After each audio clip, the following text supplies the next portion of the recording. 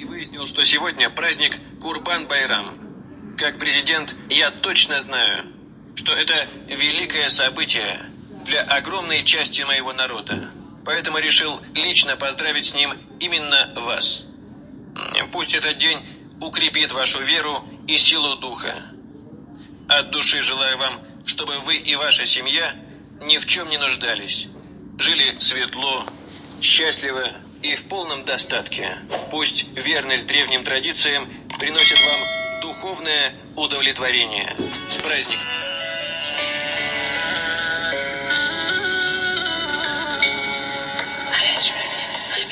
عید قربان آمد و در مکه حج اکبر است.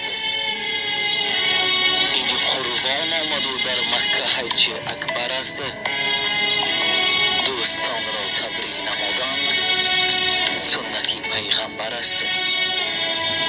مبارک مبارک ای برادر عید قربان. خدایست که تو را سازد فراوان. بر پیکر عالم وجود جان آمد. صد شکر خدا که امتحان به پایان آمد. از لطف خداوند خلیل الرحمن یک عید بزرگ به نام قربان آمد. برایتان خوشی‌های روزگار، دسترخوان پر از ناز و نعمت و فیض و برکت را تمنا دارم.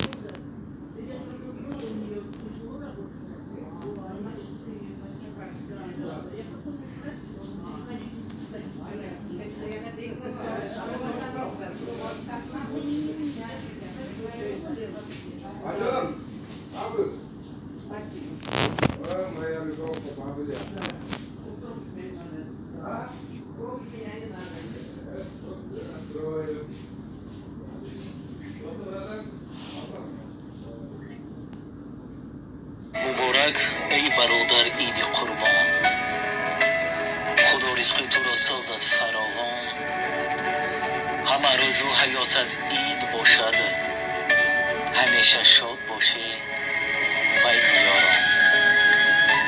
در این روزی فرخنده از درگاه خداوند متعال برایتان خانه آبادی، سربلندی، خوشحالی زندگی را تمنا دارم که این عید سعید به خاندان هر یکی شمایان فیض و برکت، بخت و اقبال بلند را ارزانی دارد. صد مهر و وفا میان یاران باشد، صد مهر و وفا میان یاران باشد، دوستان مرا خدا نگهبان باشد. عید سعید به هر یکی شمایان مبارک باشد عزیزان.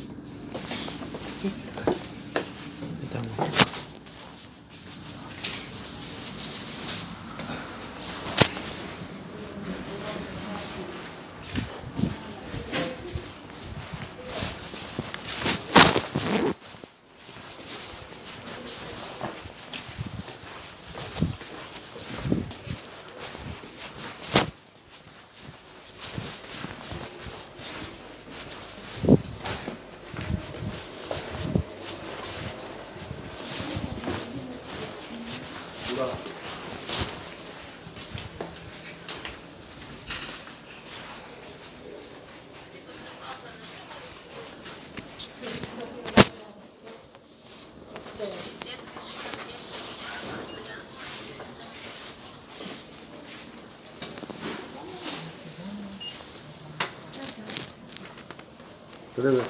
Добрый вечер. Как дела? Да. Нормально, кем туда же. Завтра. Завтра. О, доброе утро. Oldun mu? Buradın mı? Akın 9'a gidiyorsan? Onda. Ya dejurni bo'ladi keyin. Aytadan keyin dejurni.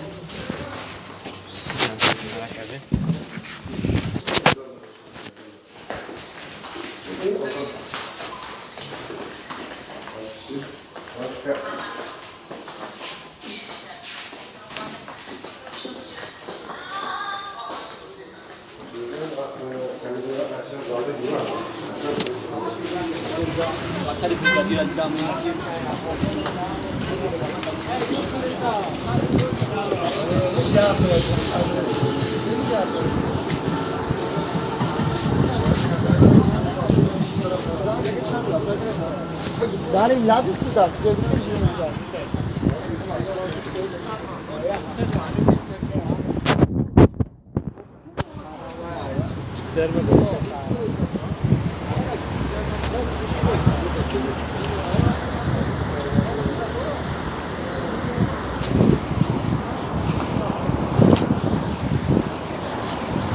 Заглянул в календарь и выяснил, что сегодня праздник Курбан-Байрам.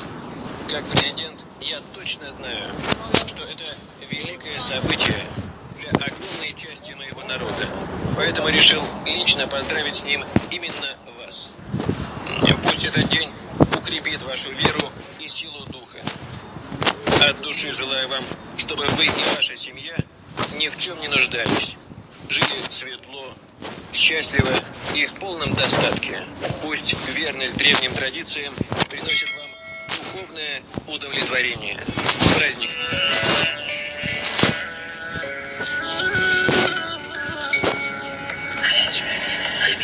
عید قربان آمد و در مکه حج اکبر است.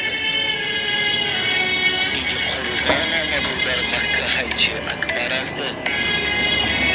دوستان را تبریک نماده مبارک ای برادر عید قربان. خدا رزق تو را سازد فراوان. در پیکر عالم وجود جان آمد. صد شکر خدا که امتحان و پایان آمد. از لطف خداوند خلیل الرحمن یک عید بزرگ به نام قربان آمد. برایتان خوشی‌های روزگار، دسترخوانی پر از ناز و نعمت و فیض و برکت را تمنا دارم.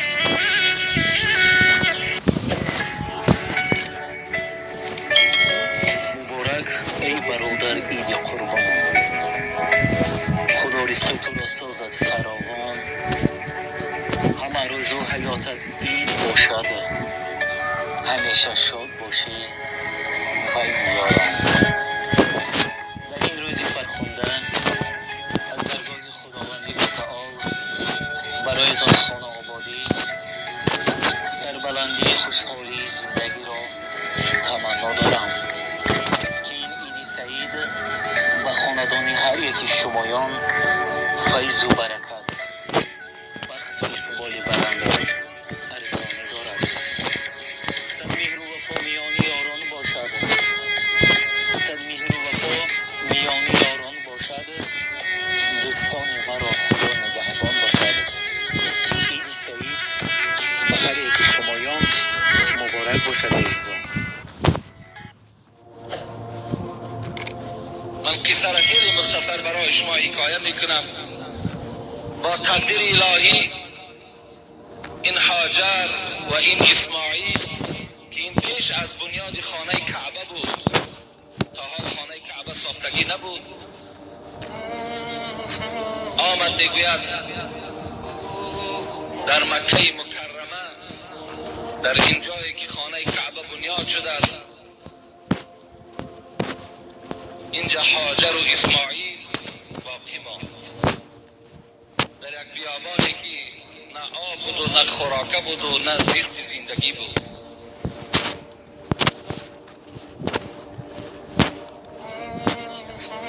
بار دیگر حضرت ابراهیم برای خبر گرفتن هاجر زن خود و فرزندش اسماعیل به مکه مکرمه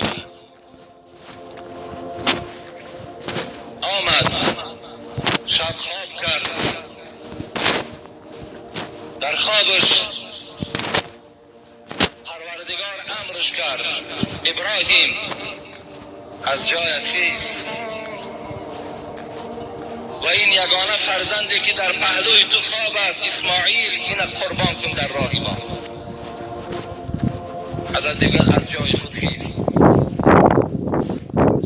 خیلی یک آدم دهشت زده بیدار شد. معرخا هر خیلی روایت ها میکنند که خیست یک چند اشتر قربانی کرد و شاید این خواب من خواب رحمانی نباشد.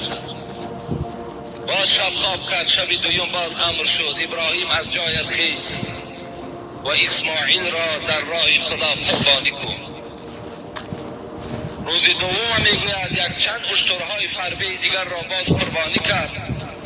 شب سوم وقتی امر شد ما به شما امر میکنیم اسماعیل در راه خدا قربانی کن.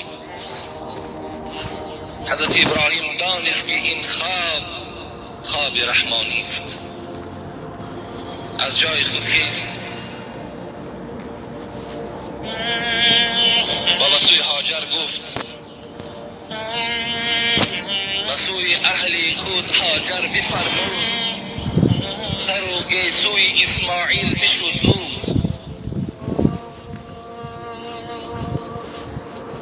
بزن شانه دو زلفی عنبرینش بشو نیکو دو روی نازنینش شدی فارغ ز جعدی باف و گیسو بپوشانش لباسی رنگ و نیکو به نزد دوست خواهم برد او را حضرت گفتند بده غسل کند تازه وضو را به نزد دوست خواهم برد او را هاجر این امر کرد به هاجر گفت الها گفت این فرزند من اسماعیل قدیما یک جا مهمانی می روم یک جا دعوت من کردن باید که مهمانی رویم از این خاطر گفت گیسوهای ایشان بشو آوازی در آن طهارت کند شانه کن لباس های بهترین او را